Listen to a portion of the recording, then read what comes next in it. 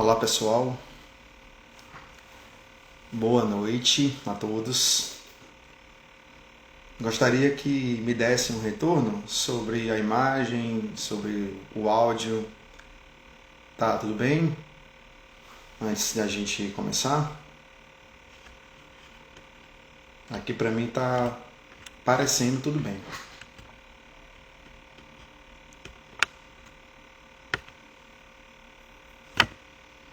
Olá Tiziana, minha amiga. Ótimo. Pois então vamos começar. Geralmente começamos com uma mensagem, depois uma prece e então a nossa conversa, tá certo? Vamos começar com uma mensagem do livro chamado Vinho de Luz. E essa mensagem se chama Corrigendas e tem muito a ver com o que nós vamos falar daqui a pouco. E tem uma passagem da carta de Paulo aos Hebreus que ele fala o seguinte: porque o Senhor corrige ao que ama e açoita a qualquer que recebe por filho. E a interpretação dessa mensagem por Emmanuel é o seguinte: quando os discípulos do Evangelho começam a entender o valor da corrigenda, eleva-se-lhes a mente a planos mais altos da vida. Naturalmente que o Pai ama a todos os filhos. No entanto, os que procuram compreendê-lo de mais perto perceberão o amor divino. Máxima identificação com o Senhor representa máxima capacidade sentimental. Chegado a essa posição, penetra o espírito em outras zonas de serviço e aprendizado.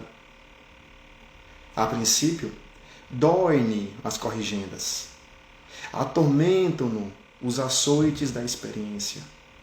Entretanto, se sabe vencer nas primeiras provas, entra no conhecimento das próprias necessidades e aceita a luta por alimento espiritual e o testemunho de serviço diário por indispensável expressão da melhoria de si mesmo.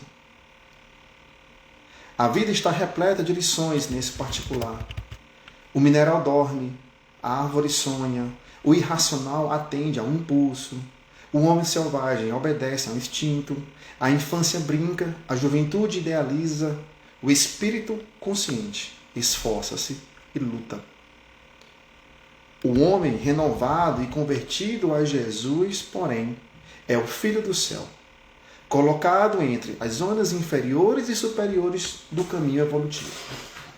Nele, o trabalho de iluminação e aperfeiçoamento é incessante.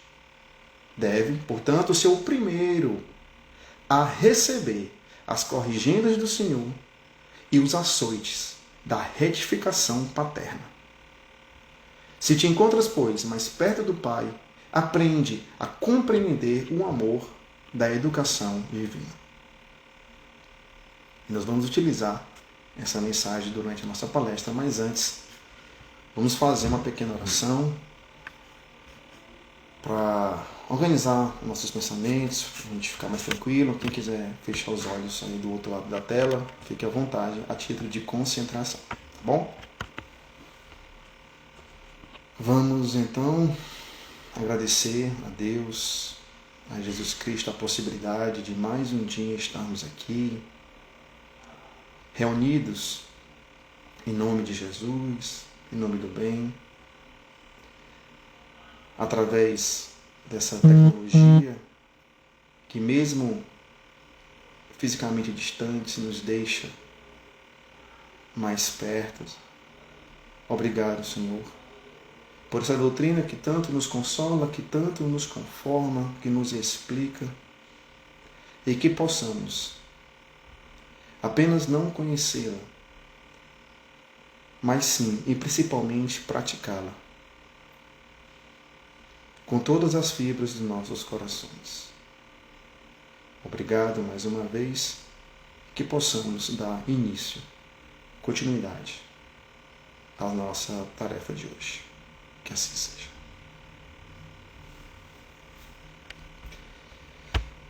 Então, pessoal, mais uma vez, boa noite. Quem chegou agora, deixa eu me apresentar. Meu nome é Gustavo Veras e sou trabalhador espírita e geralmente estou ali na casa do centro Nosso Lar, né? Porque o trabalhador espírita, ele é de qualquer casa, ele é da causa, na verdade. Então eu geralmente frequento o centro espírita Nosso Lar, tá bom? Então eu queria, antes de tudo, agradecer ao pessoal do Lex pela oportunidade de estar aqui e vamos conversar um pouco sobre um tema que é bem comum dentro da doutrina, que são o entendimento das provas e expiações. Eu tive como base o capítulo 5, segundo o Evangelho, segundo o Espiritismo, chamada Bem-aventurados os aflitos, principalmente o item de justiça das aflições. E o nosso objetivo do estudo de hoje é justamente compreender a justiça divina através dessas aflições, através das nossas dores. Mas o que seria, inicialmente, uma aflição? Uma aflição é uma angústia, uma aflição é uma agonia, a aflição é uma ânsia, a aflição é uma dor. E essa dor ela pode ser física ou pode ser moral. Certo? Então, essas aflições, geralmente, elas se dão por meio de circunstâncias do cotidiano, que nós chamamos de vicissitudes da vida. São os acontecimentos que todos nós, encarnados,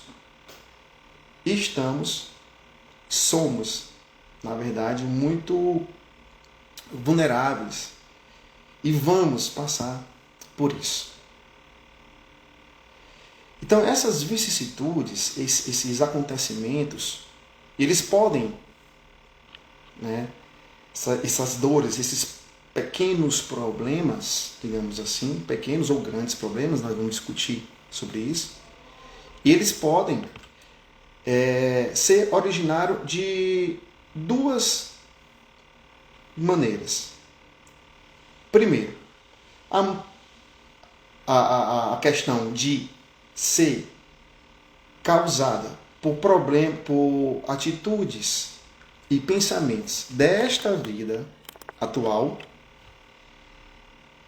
E a segunda, que é que tudo que não se explica nessa vida atual é explicado por algo que pode ter acontecido em vidas passadas. Porque existe uma lei chamada de causa e efeito. Ou seja, todo efeito tem uma causa. Então, o que não se explica nessa vida tem uma causa, uma explicação. E essa explicação só pode ser em existências anteriores. E eu não digo só apenas da última existência, eu digo existências.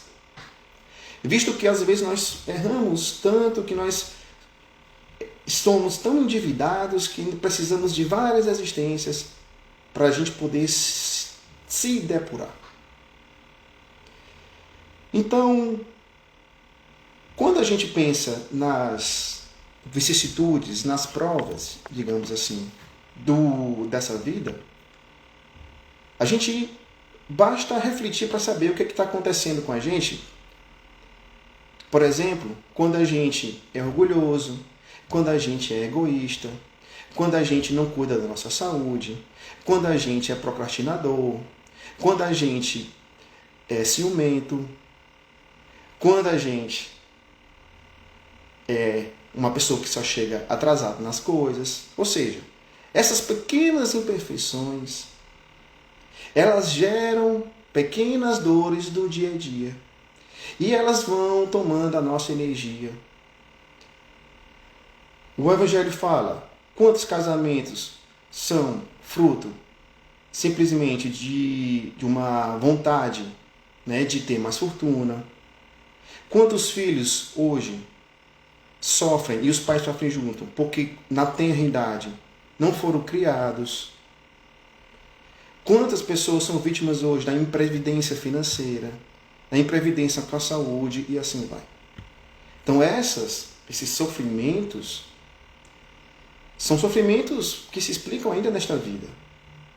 Mas tem alguns sofrimentos que você para, você pensa, você tenta com todas as suas forças uma explicação e não consegue nada nessa vida que possa explicar.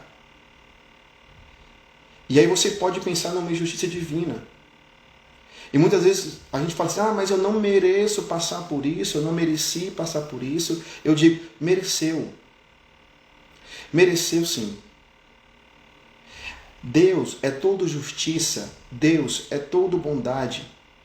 Não há absolutamente nada bom ou que a gente ache mal em primeiro momento que não tenha sido permitido por Deus. Permitido e justo. Porque você pode pensar, mas por que uns sofrem mais do que os outros? Por que uns nascem na opulência enquanto outros na extrema miséria, na extrema pobreza? Por que uns parecem ter a vida sempre virada para a sorte e outros têm, entre aspas, tanto azar? Então, a gente precisa entender que essas pessoas, elas têm por trás também uma lei. E nem sempre aqueles que você vê hoje que está numa situação melhor, entre aspas, do que você, que eles sejam melhores ou que tenham privilégios. Por exemplo, uma pessoa hoje que é rica, a riqueza é uma das maiores provações que se pode existir. Então, quando a gente começa a entender que existe uma lei de causa e efeito e que tudo que acontece com a gente, todas as nossas dificuldades, existe um porquê por trás, então a gente começa a tirar a responsabilidade de Deus e começa a botar a responsabilidade dentro da gente.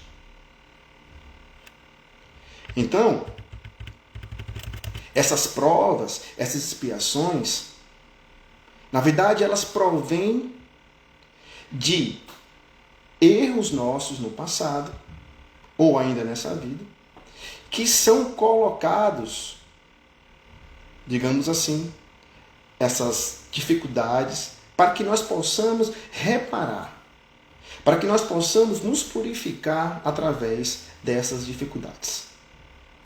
E deixando claro a diferença entre prova e expiação. A prova, ela é um teste.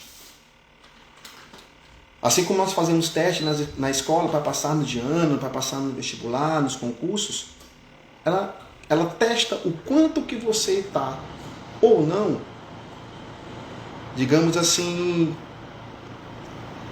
suficientemente preparado para passar para um degrau maior. A expiação, ela já é uma prova mais dura.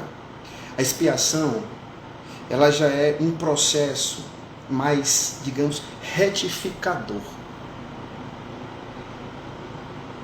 Você vai passar por isso. Você vai ter que passar por esta dor. Você vai ter que passar por esses problemas, porque você, em algum momento, causou esses problemas. Ou a alguém, ou a você mesmo. Em algum momento, você simplesmente derrubou, ou infringiu, melhor assim dizendo, as leis divinas. Seja, repito, agora, ou em existências anteriores. Então, o mais interessante É que muitas vezes todas essas dificuldades que nós passamos, essas provas, essas expiações, fomos nós mesmos que na pátria espiritual pedimos. Muitos de nós tivemos o privilégio de participar do nosso plano reencarnatório. Que resumindo é mais ou menos o seguinte: você está lá na pátria espiritual, você está cheio de arrependimento por coisas que você fez errado ou deixou de fazer, e aí você vai ter que reencarnar. Então a misericórdia divina dá outras possibilidades de vida para que você possa se melhorar sempre. E lá tem amigos espirituais, nós temos espíritos que são muito mais sábios do que nós, e fala assim: olha, Gustavo, você vai reencarnar e vai passar por isso, por isso, por isso e por isso. E aí eu vou dizer assim: não, legal, mas será que não tem uma prova melhor? Não, essa prova está muito fraca, eu quero melhorar logo. Me dê uma prova difícil que é para eu passar e ser mais feliz e me evoluir rápido. Eles vão falar assim: não, Gustavo, você não está ainda merecendo, não. Aliás, você não tem capacidade ainda de passar por isso. Ou então um espírito fala assim: rapaz, eu não quero passar por isso não, eu acho que eu não consigo. E aí os espíritos amigos vão falar: não, você vai ter que passar. Você é capaz. Por isso que existe aquela ditado: Deus não dá fardos pesados para ombros leves. Tudo, absolutamente tudo, por mais pungente que seja a dificuldade, que seja a sua dor, você é capaz, nós somos capazes de passar por ela, independente da dor. Seja dor física, seja dor moral, porque no fundo toda dor é moral, inclusive a dor física. Porque a dor física, ela nos testa a paciência, nos testa a resignação, testa a fé em Deus. Então, essa questão da dor, ela vai depender muito mais de como a gente vê o acontecimento do que o acontecimento em si. Como assim, Gustavo? Na mensagem nós falamos o quê? Foi o que Paulo quis nos dizer. Que aquele que está conectado com Deus já consegue passar pelas dificuldades, que ele chama de corrigendas, de uma forma mais leve, de uma forma mais tranquila. Ele não está dizendo que não vai doer, ele não está dizendo que vai ser simples ou fácil, mas que você pode ser acalentado quando existe essa ligação direta entre a sua vontade de melhorar, a sua verdadeira vontade de evoluir, e essa ligação com Deus. Porque é justamente Ele que nos vai dar a força para passar por aqueles problemas. Para passar com mais tranquilidade, para a gente passar com mais, digamos, serenidade, com mais equilíbrio. Porque é isso que nós precisamos na nossa vida, sempre equilíbrio. Não é a tristeza que você, por maior que seja, que você deve ficar num estado, digamos, de apatia, paralisado. Mas também a gente não pode achar que aquela alegria extasiante que nós tivemos por alguma coisa efêmera, que a gente também fique, digamos assim, extasiado da mesma forma, achando que tudo é só alegria, ou, ao contrário, achando que tudo é só tristeza. Então essa serenidade e esse equilíbrio em todas as situações da vida é que nos leva a passar por essas vicissitudes de forma mais calma, muito mais calma. Então a gente tem que começar a ver todo esse processo com os olhos do Espírito. A gente tem que começar a ver todo esse processo como uma oportunidade de depuração. Porque é isso que é, na verdade. Se você pegar o livro dos Espíritos na questão 167, e ele vai falar qual é o objetivo da reencarnação, os Espíritos são taxativos. Expiação para depuração. Não tem mais o que se discutir em relação a isso. Mais claro, impossível. Então, que a gente consiga passar com fé, com um mínimo de resignação, sem murmuração. Porque aquele que crê de verdade, aquele que tem fé, e uma fé, que eu digo, é uma fé raciocinada, que é isso que o Espiritismo tanto quer mostrar pra gente, essa fé raciocinada. Por que é uma fé raciocinada? Porque existe o porquê de tudo, de onde você vem, de onde você vai, e o que é que você deve fazer para chegar à perfeição, o que é certo, o que é o errado, por que eu estou fazendo isso, por que eu estou fazendo aquilo. Eu tenho os meios de evoluir através de uma característica que é própria do ser humano e que só nós temos, que se chama razão. Por isso que se chama fé raciocinada. Diferente da fé cega, diferente da fé fanática. Então, pessoal, a gente tem que ter essa, digamos, sabedoria de levar a vida ligada a Deus. E quando a gente tem esse conhecimento de que as nossas imperfeições levam ao sofrimento, que o sofrimento passa, porque tudo passa, absolutamente tudo, e quem está falando não sou eu, quem está falando, quem falou e quem fala são nossos amigos, espíritos superiores. E na verdade essa frase ela veio de Maria, mãe de Jesus, para quem não sabe. Ela ficou mais conhecida através de Chico Xavier, que estava passando por provações e expiações como passou a vida inteira.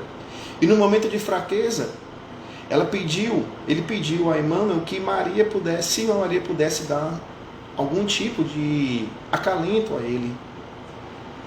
E Emmanuel chegou com essa frase: tudo passa. Só que vai passar se nós estivermos, digamos assim, aptos, se nós tivermos vontade de melhorar. Por que eu digo isso?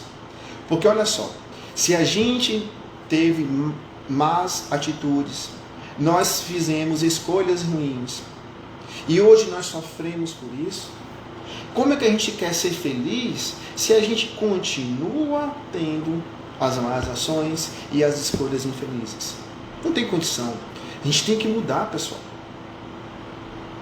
Nós não vamos colher resultados diferentes se nós plantamos a mesma coisa. E é justamente essa mudança que dói. É essa mudança que é difícil. Porque você tem características arraizadas de vidas e vidas. E a partir do momento que você tem um despertamento, seja a religião que seja, que você professa, você tem um grande conflito. E nesse conflito, né, dentro da sua mente, do seu espírito, é que faz com que você cresça. Só que esse crescimento muitas vezes vem acompanhado, sim, dessa dor.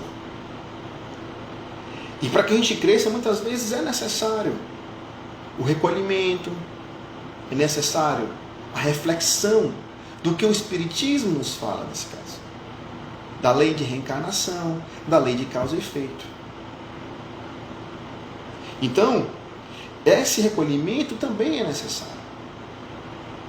O caranguejo, por exemplo, quando ele vai, fazendo uma analogia, quando ele está crescendo, o que é que ele faz? Ele se recolhe lá no fundo do mar, no mangue, e ali ele vai soltando a casca dele aos poucos, até que, de novo, outra casca vai se formando ao redor dele. E isso se repete até ele chegar, digamos assim, à maioridade dele. Qual é a nossa maioridade espiritual? É a perfeição. Então, enquanto nós tivermos reencarnados, nós vamos ter essa capacidade, essa possibilidade de crescer através das existências, através dessas vicissitudes, através das dificuldades, através dessas dores. Então é necessário muitas vezes a gente se recolher para que essa casca, que não é fácil, essa casca que eu digo, a casca espiritual, não é fácil de ser removida. Se fosse fácil, nós já seríamos felizes há muito tempo. Porém, nós não temos essa felicidade tão perfeita como nós pretendemos. O que não quer dizer que nós não possamos ser felizes. E eu vou falar daqui a pouco sobre isso. Mas a gente tem a possibilidade de, através dessa dor, crescer. E os Espíritos nos falam que a gente tem que bendizer essa dor. E a dor, falando especificamente da dor, ela é um exemplo da imparcialidade divina, da justiça divina. Vocês sabem por quê? Porque simplesmente todos os seres passam pelo processo de dor, seja dor física ou seja a dor moral. Absolutamente todos. Toda a dor que eu sinto fisicamente, vocês sentem, vocês são capazes de sentir. Se vocês têm uma dor de cabeça, se vocês têm uma dor de estômago, uma dor de dente, todos nós somos capazes de sentir. Então a dor nos iguala totalmente. E eu falei aqui da dor física, mas existe também a dor moral, que é muito pior do que a dor física. Porque a dor moral é que fere todas as nossas crenças, fere o nosso espírito. E são elas que muitas vezes, ao contrário do que Deus quer, nos coloca em situações difíceis, através da raiva, através do ciúme, através... Desculpa, pessoal, caiu o celular aqui. Através de sentimentos ruins. E Deus quer que a gente faça justamente o contrário. Que essa dor, ela seja uma oportunidade de saber, de reflexão, do que está errado, para que eu possa mudar. Então é a questão de ver como eu vejo a dor. É um olhar interpretativo. É a diferença do ponto, né, de vista.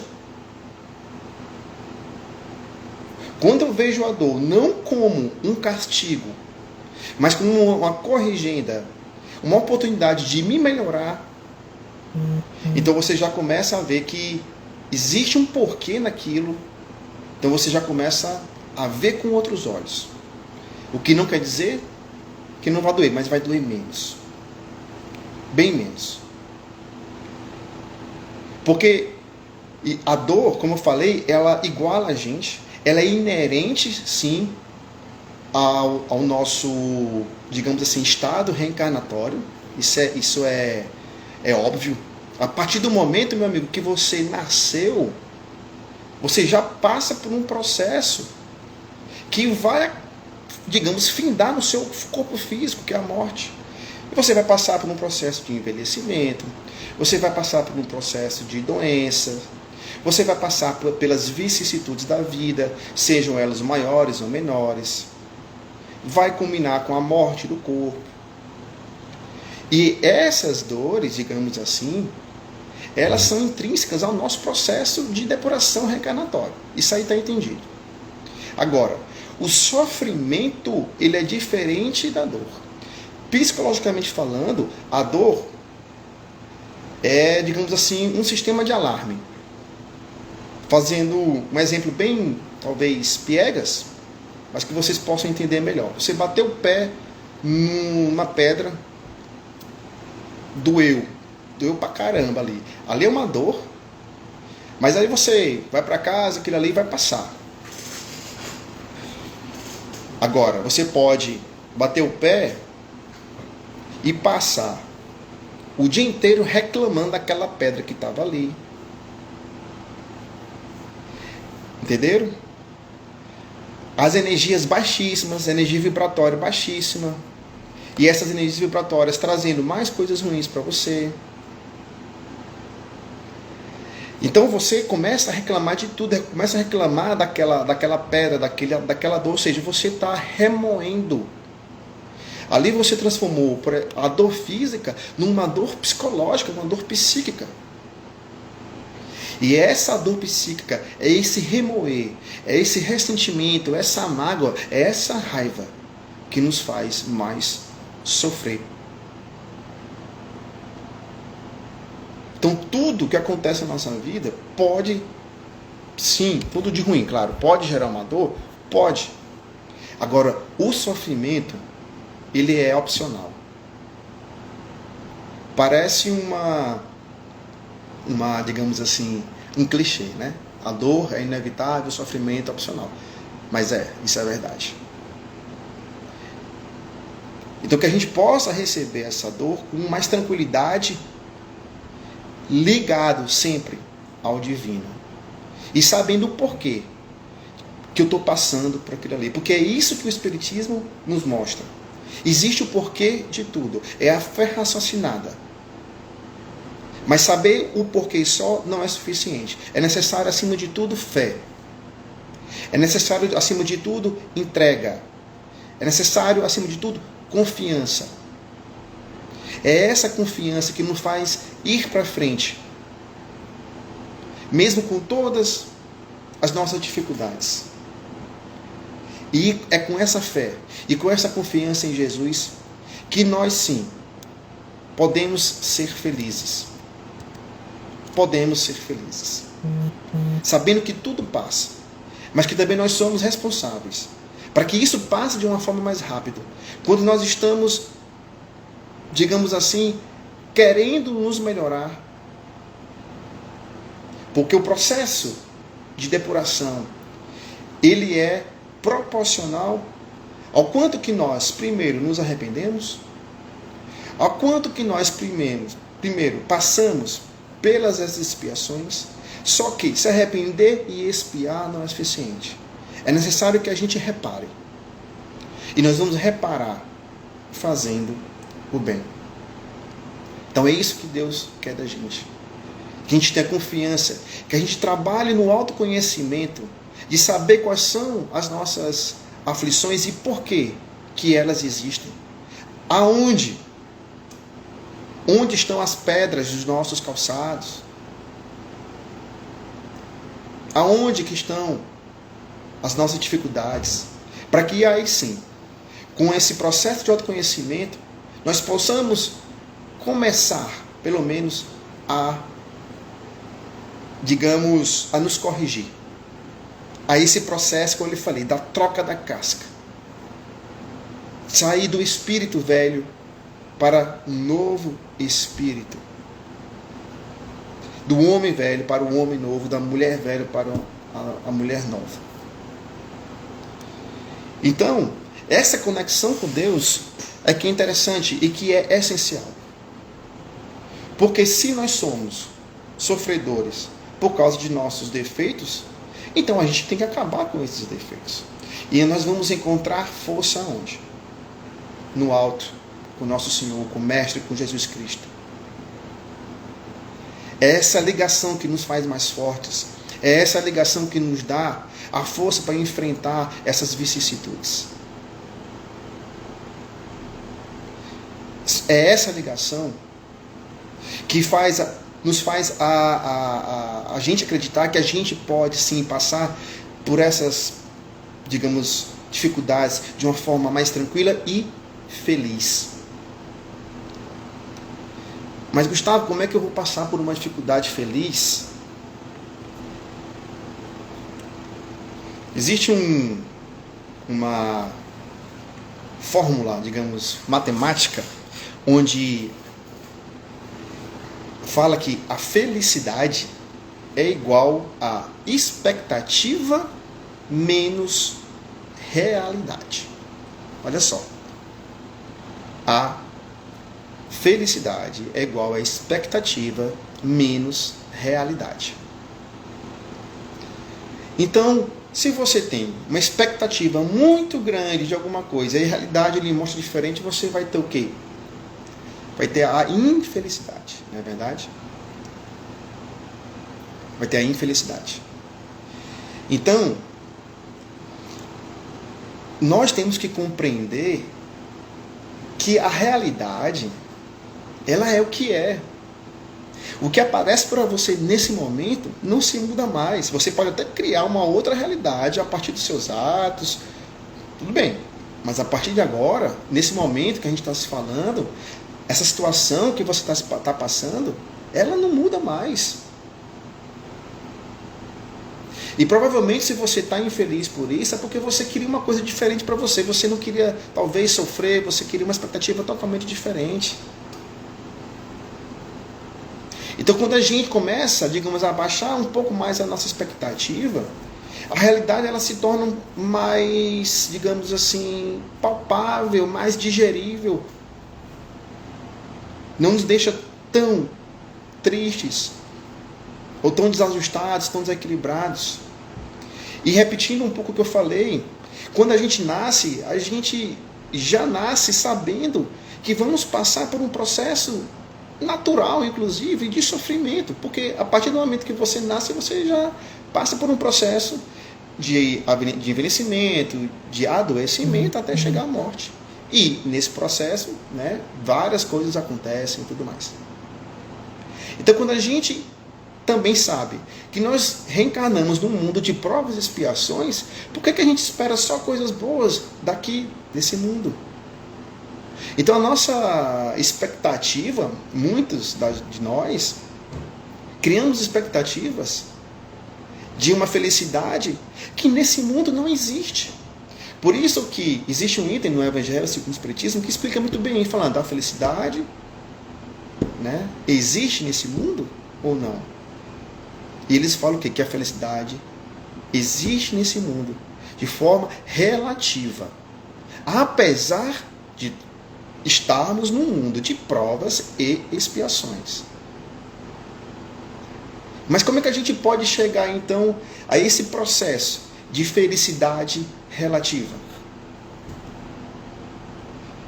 Existem algumas maneiras que eu vou colocar aqui para vocês, umas das maneiras, né? Quem sou eu para falar de felicidade? Não tenho essa audácia. Mas o Evangelho nos ensina algumas coisas. A primeira coisa que a gente tem que botar em mente é que nós somos seres imortais. Tá bom? Então, se nós somos seres imortais, o nosso espírito é a nossa essência, é ele que sobrevive à mortificação do corpo. Nós temos que ter projetos também eternos. Se nós somos espíritos eternos, que nós tenhamos projetos eternos. Então, o que você está começando, o trabalho de construção de virtudes que você está começando agora não é em vão. Mesmo que você não tenha, digamos, a alegria proveniente dessa virtude agora, um dia você vai ter. Tenha projetos eternos. É claro, nós temos projetos que são inerentes à nossa vida. Eu chamo de coisas práticas da vida. Que são projetos muitas vezes perecíveis, como ter uma casa, comprar um carro, comprar um relógio, um celular, sei lá. São pequenos projetos. Esses projetos são projetos que são sagrados também, porque fazem parte do nosso dia a dia. Só não podemos dar ênfase demais a ele e esquecer que a nossa essência espiritual e que nós temos que ter projetos também espirituais. A outra coisa que pode nos ajudar a, digamos, esse processo de encontrar essa felicidade relativa, é que nós estamos aqui no mundo de provas e expiações, que nós somos seres imperfeitos, que nós temos que pagar os nossos débitos e ponto final. Você queira ou não, você goste ou não, você vai ter que se corrigir. Você vai ter a possibilidade de depuração. Como eu falei, é a diferença do ponto de vista. Não veja mais essas dificuldades como um castigo, mas como uma corrigenda, como uma possibilidade de que você seja feliz nessa vida e na outra. Nessa vida através do equilíbrio da eternidade e na outra principalmente através da paz. Porque à medida que você vai se depurando, à medida que você vai pagando os seus débitos, você vai ficando mais tranquilo, você vai ficando em paz.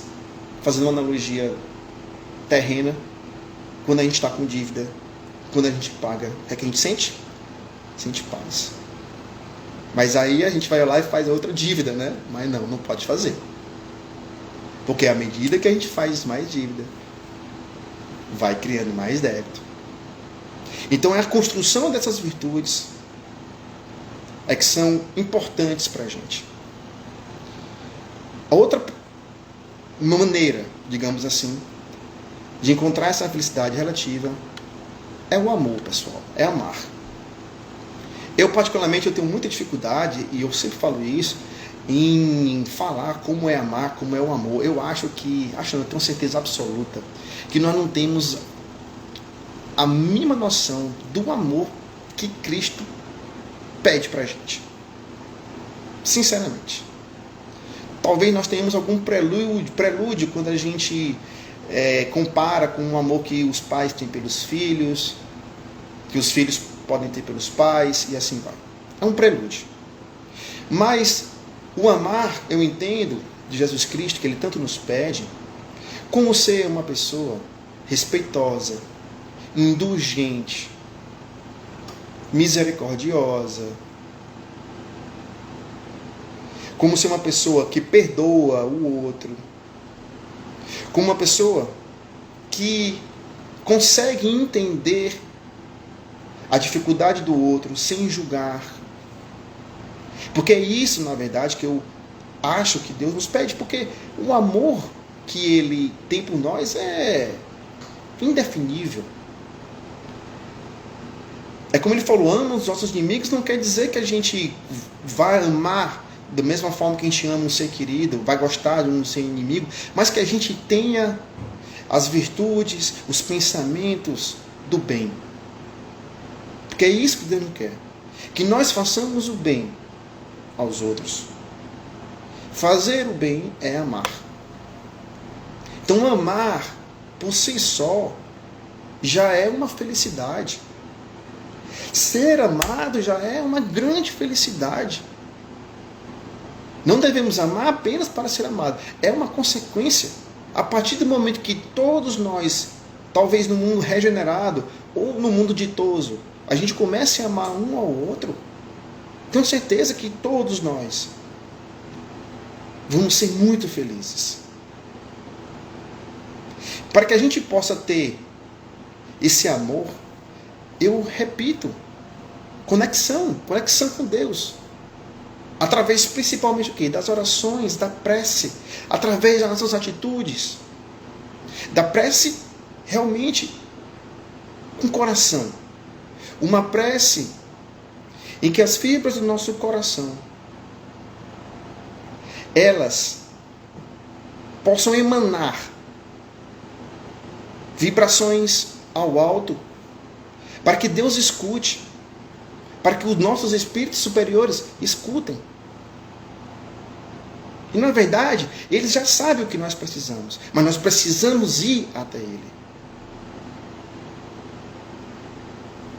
Então a prece é uma maneira, é uma forma de chegar a Deus que muitos de nós não aproveitamos.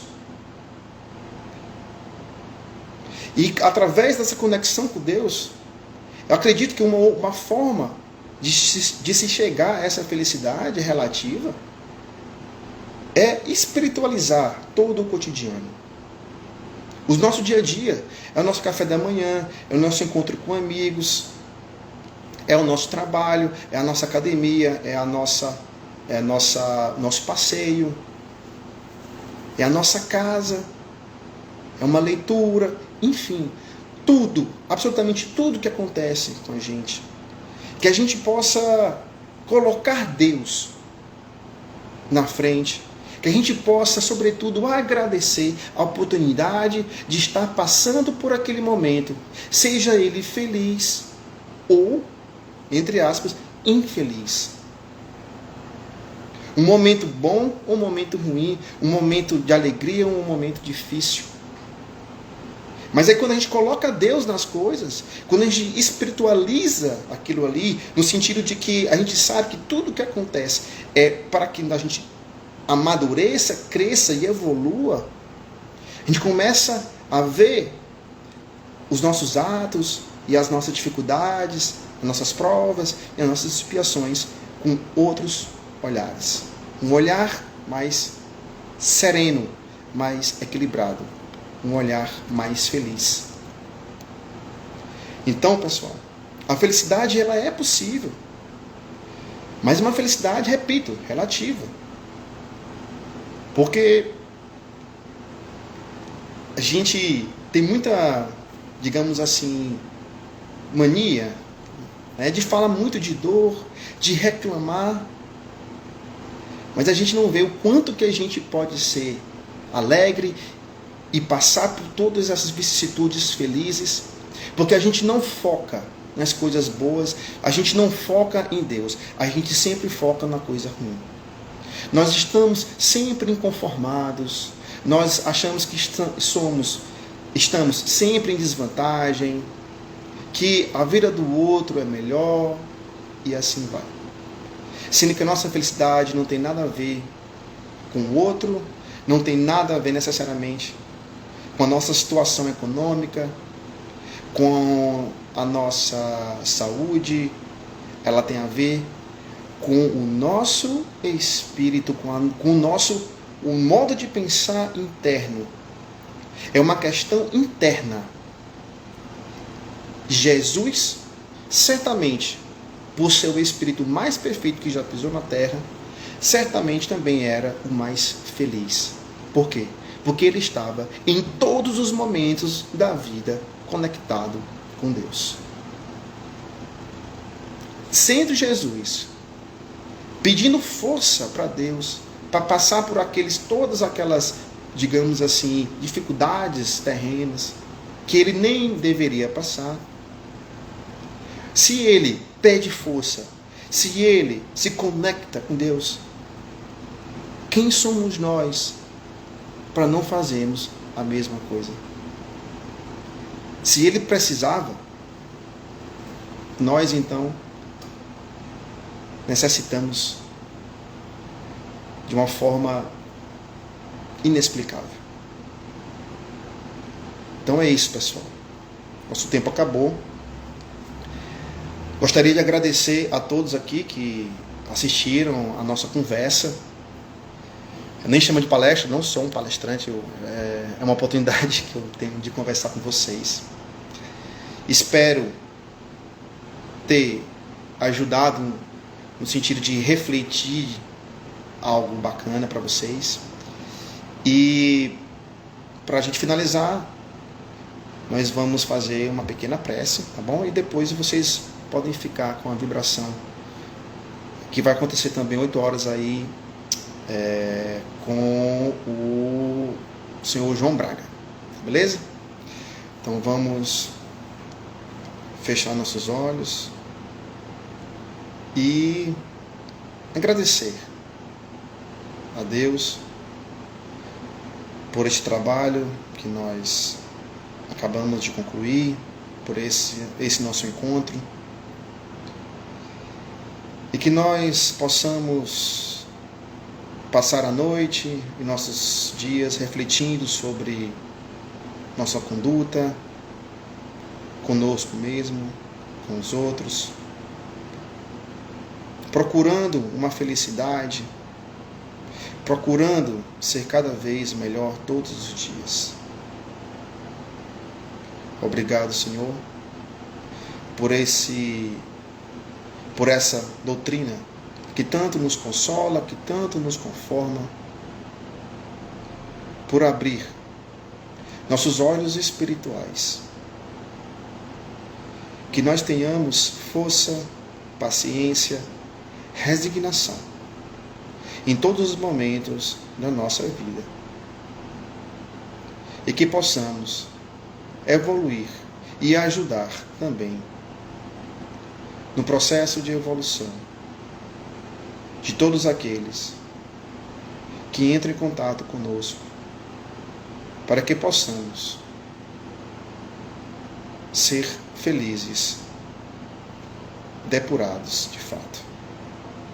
Obrigado mais uma vez, que assim seja, hoje e sempre.